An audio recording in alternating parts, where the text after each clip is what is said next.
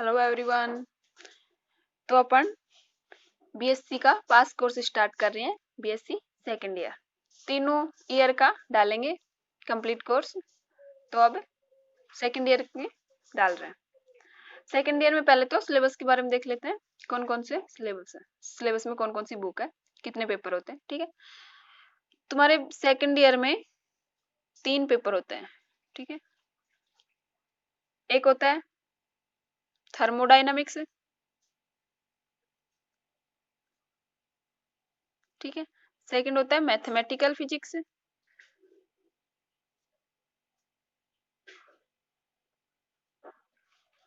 Third होता है electronics and solid state device.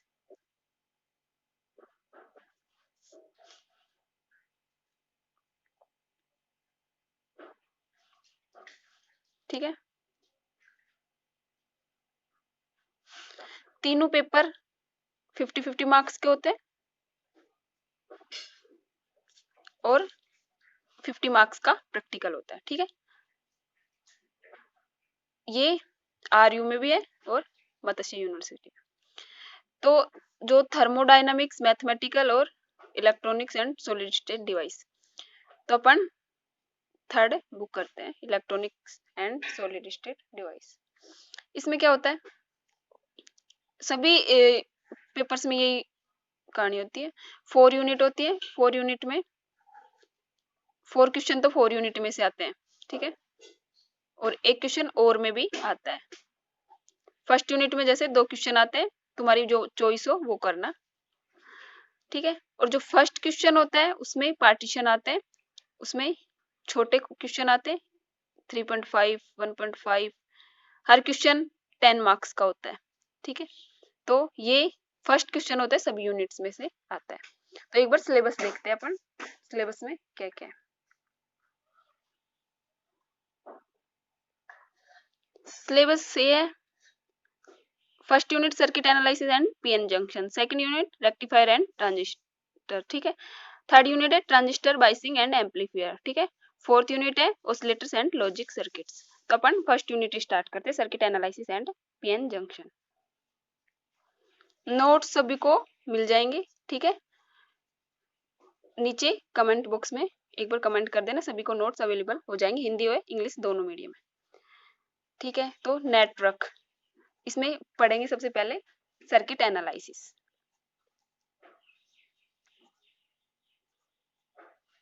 ठीक है, सर्किट एनालिसिस में पहले होता है नेटवर्क। नेटवर्क क्या होता है ये देखते हैं।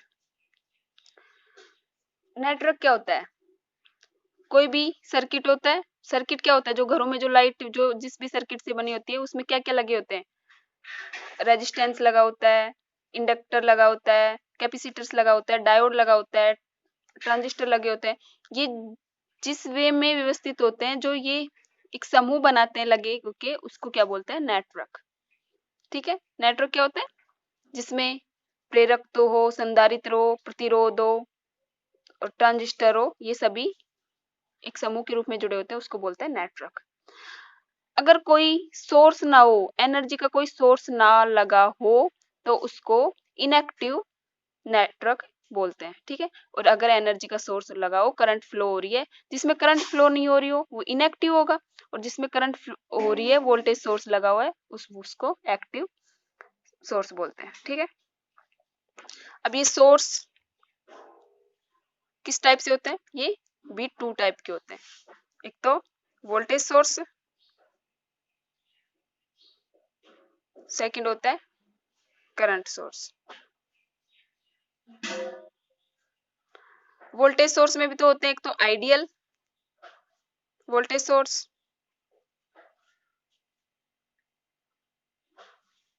सेकंड होता है रियल वोल्टेज सोर्स।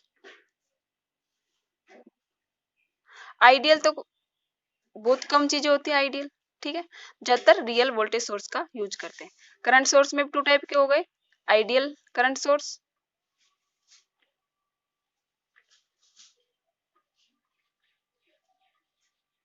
सेकंड होता है real current source.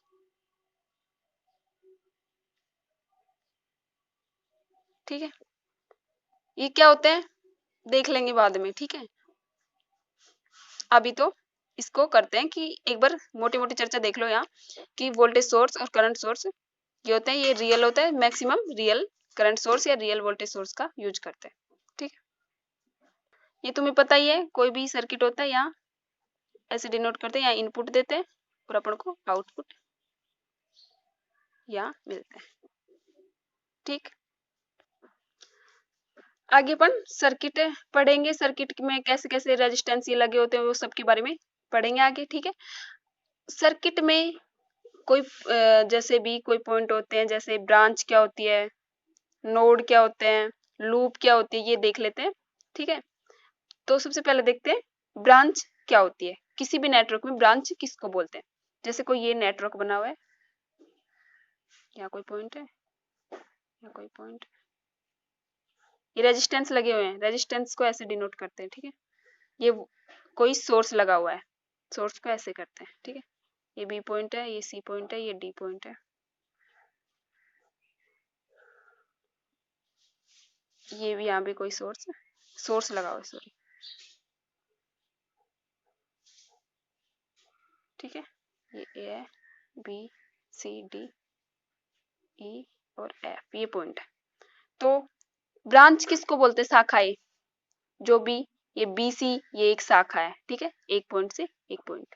C D एक शाखा है, सी एक शाखा है, मतलब जो ये एक पॉइंट जिसके बीच में ये रेजिस्टेंस लगा ये एक शाखा कहलाती है, ठीक।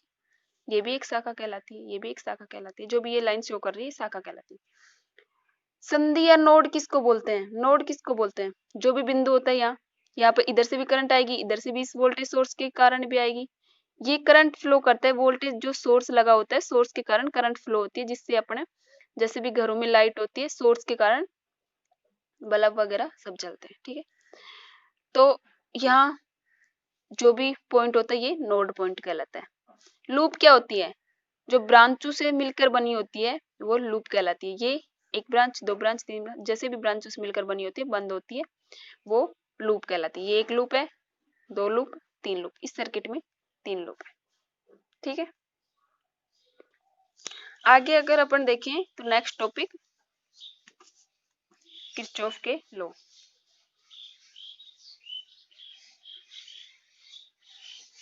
सबके पढ़े हुए हैं ये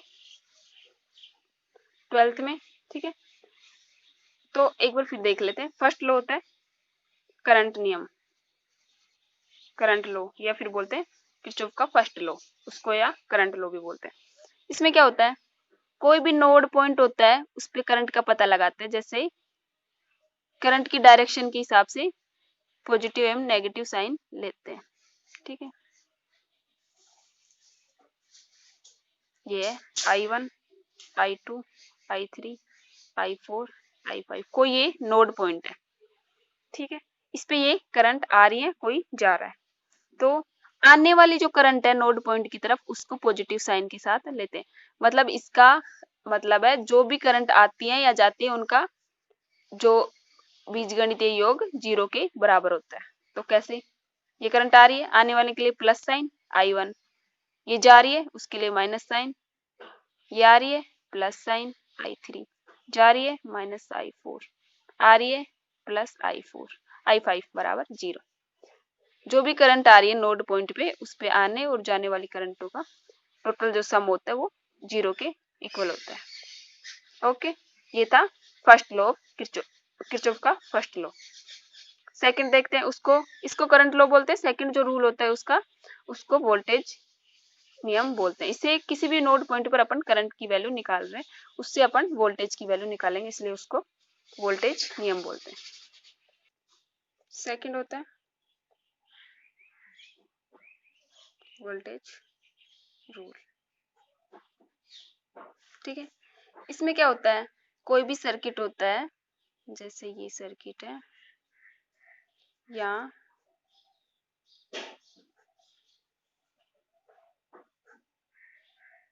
जो बैटरी का जो बड़ा वाला सिरा होता है वो पॉजिटिव लेते हैं, ये नेगेटिव लेते हैं। सभी अंडरस्टूड हो इस चीज से,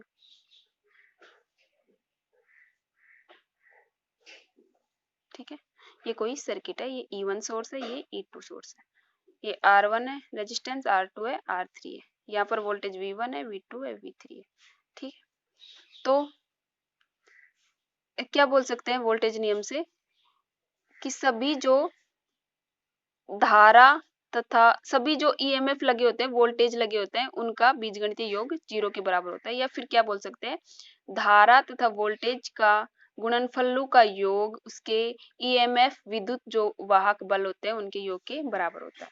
तो इस सर्किट में देखें करंट कैसे फ्लो हो रही है। करंट हमेशा ध्यान रखना प्लस से माइनस की ओर फ्लो होती है, प्लस से माइनस की ओर। ठीक है, यहाँ प्लस है, ये प्लस से माइनस की ओर करंट फ्लो हो रही है। इसके कारण भी ऐसी फ्लो होगी। ठीक है, तो ऐसे करंट फ्लो हो रही है। तो देखें सबसे पहले जो साइन आता है या नेगेटिव आ रहा है, या इसके कारण या पॉजिटिव या पॉजिटिव या पॉजिटिव, इसके कारण नेगेटिव। ठीक है, तो किरचॉफ के लॉ में कैसे नेगेटिव पॉजिटिव साइन का ध्यान रखना, जैसे ऐसे आ रहे हैं, सबसे पहले जो साइन आएगा जैसे इसमें देखें इनका क्या बोला, रेजिस्टेंस तथा वोल्टेज का गुणनफलों का बीजगणितीय योग उसके विद्युत वाहक बलों के योग के बराबर होता है। तो क्या बोल सकते हैं, सॉरी,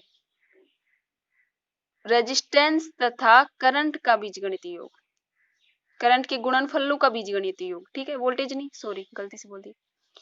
तो यहाँ माना I1 करंट फ्लो हो रही है, I1 R1, I2 हो रही है प्लस I2 R2, I3 हो रही है प्लस I3 R3 बराबर E1 प्लस E2। ये है किरचॉफ का सेकंड लॉ। क्वेश्चन करेंगे आगे तो एक बार उसमें देख लेंगे। ठीक है, लास्ट में क्वेश्चन करेंगे अपन, तो उससे किरचॉफ का लॉ बिल्कुल क्लियर हो जाएगा। या फिर डायरेक्ट लगाना चाहें कि वोल्टेजों का बीजगणितीय योग 0 के बराबर होता है, तो यहाँ से E1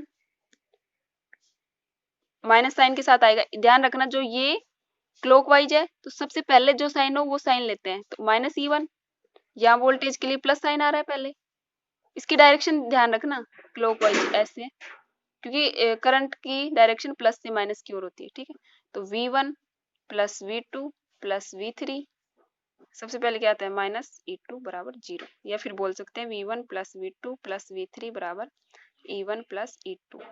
और तुम्हें पता है ओम के नियम से V बराबर RI होता है, तो फिर इसकी जगह R1 I1 plus R2 I2 plus R3 I3 बराबर E1 प्लस E2। सेम है ये और ये। ठीक है, यही किरचॉफ का सेकंड लॉ। नेक्स्ट टॉपिक करते हैं अपन circuit analysis with the help of Kirchhoff law. ठीक है, किरचॉफ के नियम की सहायता से परिपथ का विश्लेषण।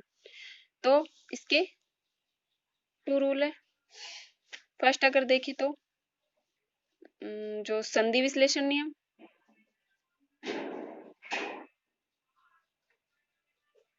संधि विश्लेषण विधि, या फिर करंट नियम की सहायता से बोलते हैं नोड एनालिसिस। ठीक है, सेकंड होता है लूप एनालिसिस। नोड के आधार पर अपन क्या देखते हैं, करंट अभी देखा, और लूप के आधार पर अपन ने क्या देखी, वोल्ट था, तो इसको बोलते हैं करंट रूल, या और इसको बोलते हैं वोल्टेज नियम की सहायता से निकालेंगे, ये करंट रूल की सहायता से। ठीक है, तो पहले देखते हैं नोड एनालिसिस क्या होता है। नोड एनालिसिस में ये एक तो रेजिस्टेंस को ऐसे शो करते हैं एक बॉक्स के रूप में, इसको अपन इम्पीडेंस मान सकते हैं, प्रवेश्यता। ठीक है, सेम होती है, ध्यान रखना जेड और रेजिस्टेंस सेम होते हैं, ये भी अवरोध उत्पन्न करता है, ये भी अवरोध उत्पन्न करता है, दोनों सेम होते हैं। तो इम्पीडेंस एंड रेजिस्टेंस, तो यहाँ पर इम्पीडेंस का यूज करेंगे प्रवेश्यता का। ठीक है, तो ये बॉक्स रेजिस्टेंस बॉक्स लेते हैं और एक रेजिस्टेंस को ऐसे शो करते हैं, दोनों सेम ही होते हैं। ठीक है, तो यहाँ वोल्ट तो लगी होती है, यहाँ जैसे कोई इम्पीडेंस लगा हुआ है, ये इम्पीडेंस लगा हुआ है।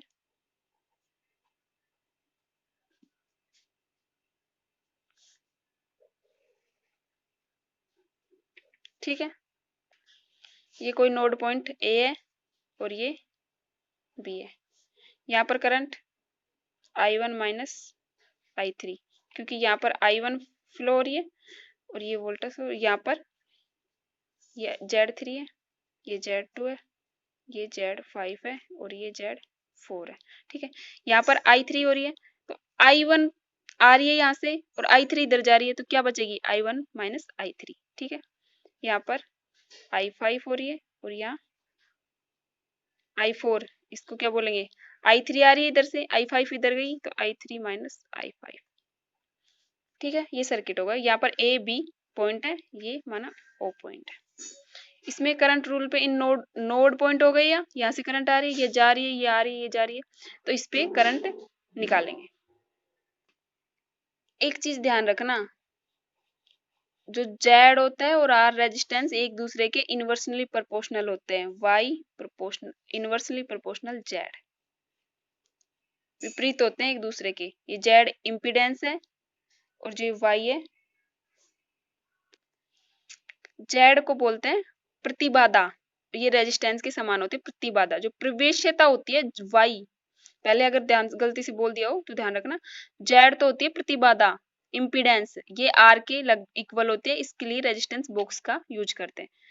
ठीक है, और Z के बिल्कुल सेम होती है, ये भी अवरोध उत्पन्न करती है, ये भी अवरोध उत्पन्न करती है। जो प्रवेश्यता होती है Y, वो Z के या फिर रेजिस्टेंस के इनवर्सली प्रोपोर्शनल होती है, उल्टी होती है इसके विपरीत। ठीक है, तो नोड A और B पॉइंट पर अपन आसानी से निकाल सकते करंट का मान। यहाँ क्या होगा, नोड ए पे I1 करंट आ रही है, I1 I3 जा रही है, जाने वाले के लिए माइनस चिन्ह लेते हैं और ये भी जा रही है।